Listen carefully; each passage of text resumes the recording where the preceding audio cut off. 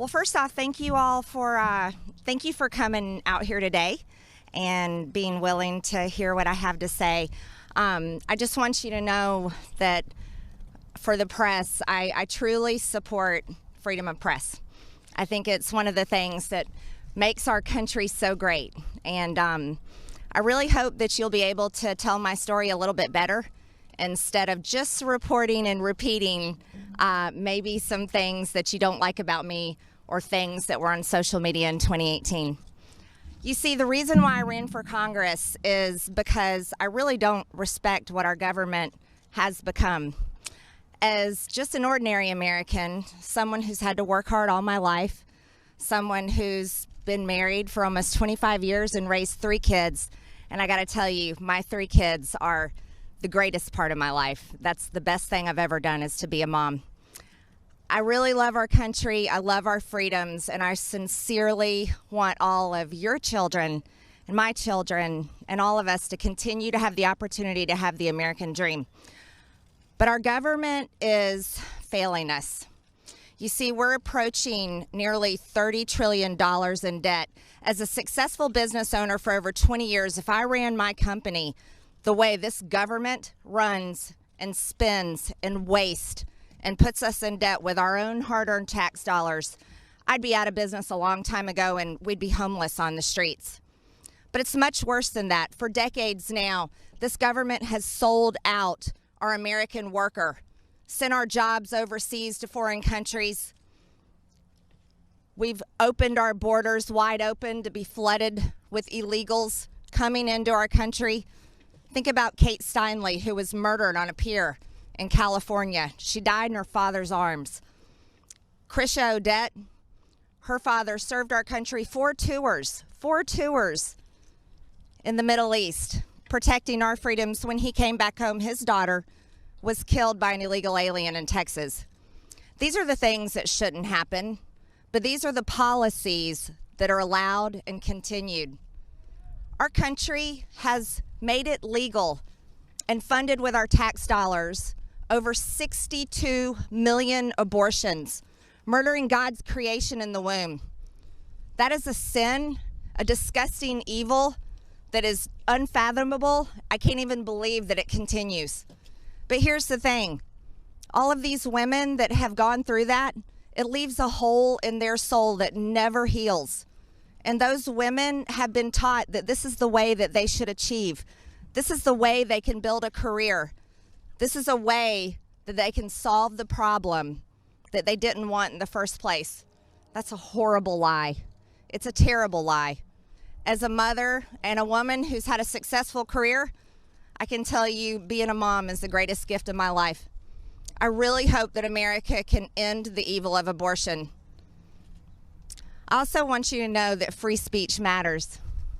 Free speech really matters. And yesterday, when the Democrats and 11 of my Republican colleagues decided to strip me of my committee assignments, Education and Labor and the Budget Committee, you know what they did? They actually stripped my district of their voice. They stripped my voters of having representation to work for them for the budget.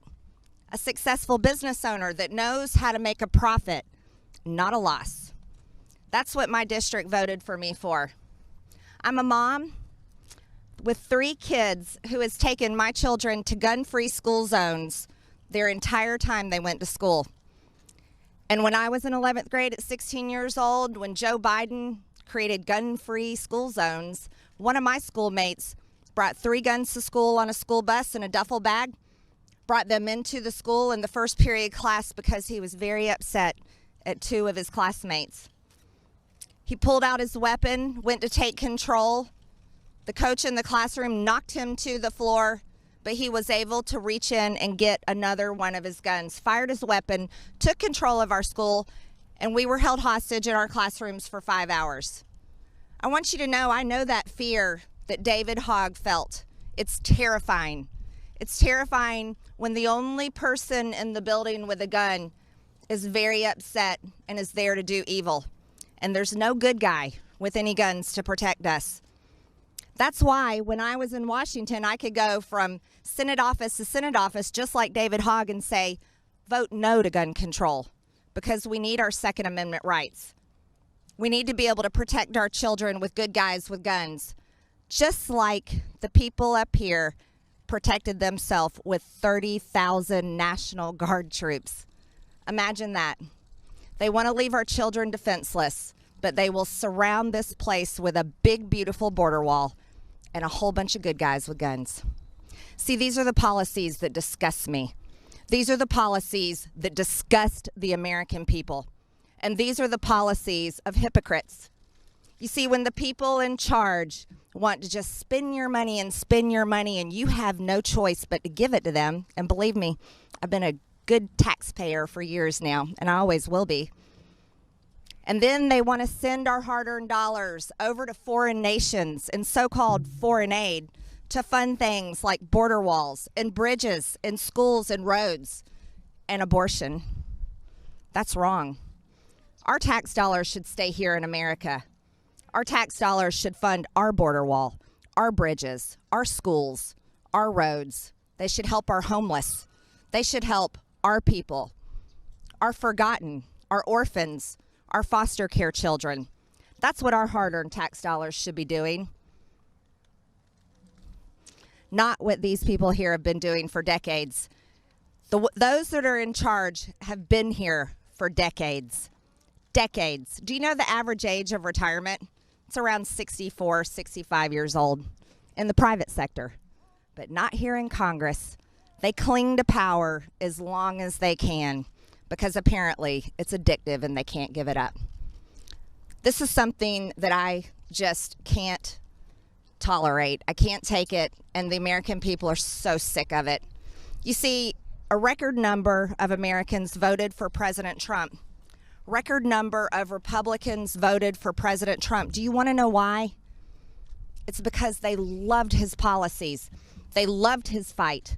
They loved the fact that for once we had a president that stood up for America, stood up for American businesses, and remembered the forgotten man. He was a president that didn't care about your skin color because God created us all equal, and thank God our Constitution affirms that. He was a president that wanted every single person to achieve, and that's why we supported him. That's why I've always supported him. And I want to tell you, Republican voters support him still. The party is his. It doesn't belong to anybody else. This impeachment trial that's going to happen next week is a circus. It's a circus that allows media companies to get lots of clicks, lots of views, and sell ad dollars. And you know what? That's pretty disgusting too. Everyone here knows that he did not cause this attack on the Capitol, nor did I, nor did any Republican, but the responsibility falls squarely on those that invaded the Capitol, the ones that planned it ahead of time. Those are the people that should be held accountable.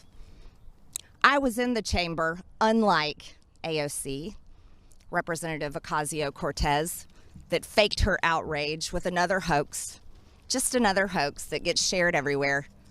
You see, those kind of fake lies, like AOC, Representative Cori Bush telling people that I attacked her when in fact it was on video that she attacked me. This is the kind of fake outrage that is dividing our Congress, along with the fake outrage on the news every single day that's dividing our people. You know what the media does, and you guys are great at it. And I'm telling you this because I want to like you. But you're doing a really good job at addicting our nation to hate. Teaching people to hate people like me, President Trump, and then on the right, it's the same way. Teaching people to hate AOC, Ilhan Omar, Nancy Pelosi. See, it goes both ways, doesn't it? But teaching people to hate and addicting them to it is killing our country.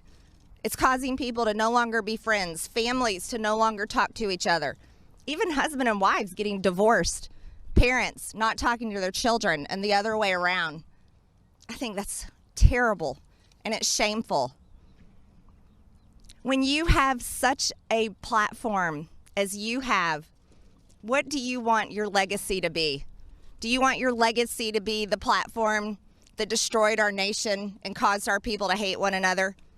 Or would you rather be a platform that told the truth because you're given the great gift, the freedom of press, so you can tell the truth? I would love for you to be that platform, and I would be so proud of you. I wouldn't be mad at any of you.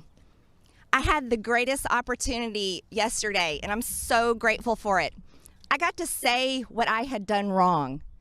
And do you know how freeing that is? I'm not kidding. I seriously feel blessed by God because I got to do it on a world stage. I got to say, I said things wrong. I believe things that were wrong. And you know what? I'm so happy I got to do that. My district is thrilled with me. People all over the country are thankful and supporting me. And for that, I'm grateful to them. None of us are perfect. And when we go about our life thinking that we are, we're such hypocrites. Truthfully, we really are. If we think we're perfect and can judge one another, that's such a mistake. So going forward, I've been freed. I do. I feel freed because you know what's happening on these committees? You see, we have basically a tyrannically controlled government right now. The Democrats. We've got Joe Biden writing executive order after executive order, sign him, doing whatever he wants up there in the White House. We have Nancy Pelosi leading the Democrats in Congress to do whatever they want. They don't care what Republicans have to say. They don't care about what our districts and our voters have to say. They only care about pushing their socialist agenda through. They only care about taking away our freedoms. That's not right. So if I was on a committee, I'd be wasting my time because my conservative values wouldn't be heard, and neither would my districts. Right now, my Republican colleagues are being told that their white skin makes them inherently racist, or that their service in our nation's military to our country defending our freedoms makes them bad and a domestic terrorist. How are we at this place? How have we come here? The few bad actions of some do not define the many, and that's the truth. They kicked me off of my committees after spending a year promoting, supporting, funding on Act Blue, BLM, defending, lying, and calling these peaceful protests when there's buildings burning in the background, and sharing bail bond links to get the criminals out of jail. But they want to kick me off committees for social media posts that were conspiracy theories. That's pretty hypocritical. You see, the American people won't forget because they're still reeling from the devastation of this past year, where cities were burned, people were attacked, police officers still dealing with it, attacked night after night. They take that home with them and it hurts their families. Occupying federal buildings, taking over police precincts, so much damage, tearing down statues and monuments, erasing our history. This is what has happened. I do not condone what happened on January 6th. It was one of the scariest days of my life, next to being held hostage in a gun-free school zone when one of my fellow students took it over with a gun, and no one protected us. No one could. It was terrible. So I'm going to ask all of you, think about what you report. When you're on the news calling riots peaceful protest, the American people are disgusted with you because you're lying. When you're promoting people that protect these things and want to continue it, people are sick of it. They're fed up because they lost their businesses and they may have gotten hurt, and they're tired of being attacked because they want to wear a red hat that says "Make America Great Again," or they voted for Trump and we're proud of it. Things have got to change. And I tell you again, I'm fine with being kicked off of my committees because it'd be a waste of my time. You know who I am. I'm a very hard worker, and I'm proud of it. So now I have a lot of free time on my hands, which means I can talk to a whole lot more people all over this country, and I can talk to more people and make connections and build a huge amount of support that I've already got started with people that want to put America first and don't care about the party lines and don't care about any of the political identities involved. And that's something that I am very excited about. So I look forward to going home and seeing people in my district. I'm thankful and overwhelmed by their support. I'm grateful that I had the opportunity to say the things that I don't believe and I shouldn't have said in the first place. And I'm really grateful to my God because He forgives me, and that's what being a Christian is all about. I have a message to other Christians in this country. Don't be lukewarm. That's not what your faith is for. Our Savior died on a cross so your sins can be forgiven, and He doesn't want you to be quiet about it. He wants you to share the gospel and share it with everyone. That being said, I'm going to let you guys go about your day. I know you got many things. Yeah, I'll take some questions. Yeah. Hey, did you know we have a video podcast called WJ Live? The Western Journal's mission is to equip readers with the truth. That's the exact same mission we have on WJ Live. You'll hear from writers, editors, and special guests on the most important topics of the day. You can watch it live every day at 5 p.m. Eastern, 2 p.m. Pacific at youtube.com/WJ Live. While you're there, help us out by subscribing and hitting the bell so you won't miss out on any future episodes.